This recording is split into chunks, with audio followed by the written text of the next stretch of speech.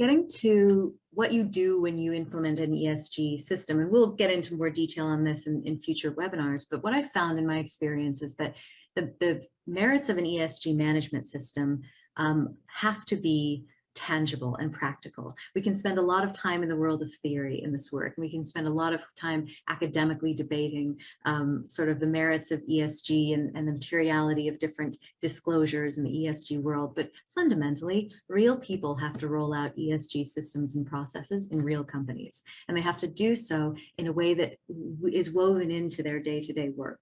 So critically, ESG management systems have to begin by knowing the baseline. What is in place before you intervene? What is in place before your company engages, so that you can measure and track your progress over time? Next, your ESG reporting management system has to have reporting templates, because ESG management is not the sole responsibility of the ESG team. You need to engage operations folks, procurement folks, finance folks, and everyone on your team needs to understand how their specific role contributes to long-term goals. And the more that every kind of department and every function in your business feels bought in and feels like they're an active sort of contributor to your ESG performance, the better off you'll be. Your ESG management system needs to be practical, right? It can't live in the world of theory, and it can't be a big document that sits on a bookshelf and no one ever uses. It's got to be usable, practical, tangible, actionable.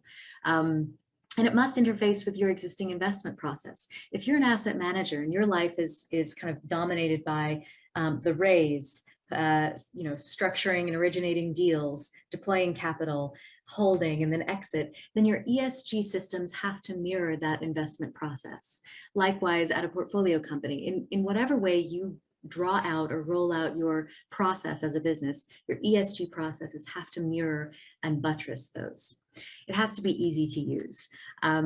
Critically, an ESG management system is not for, it's not like carbon mathematics. It's not for, rare actuarial minds who manage this stuff from on high. This is practical information. How are we using goods and services to bolster our business? And what do we know about the impacts of our business environmentally and socially? And how can we, in an easy and practical way, improve our performance over time? Which takes me to the last point, is that your ESG management system has to allow for iteration. So it has to be concepts that you can deploy, check, learn from, and change and iterate upon over time.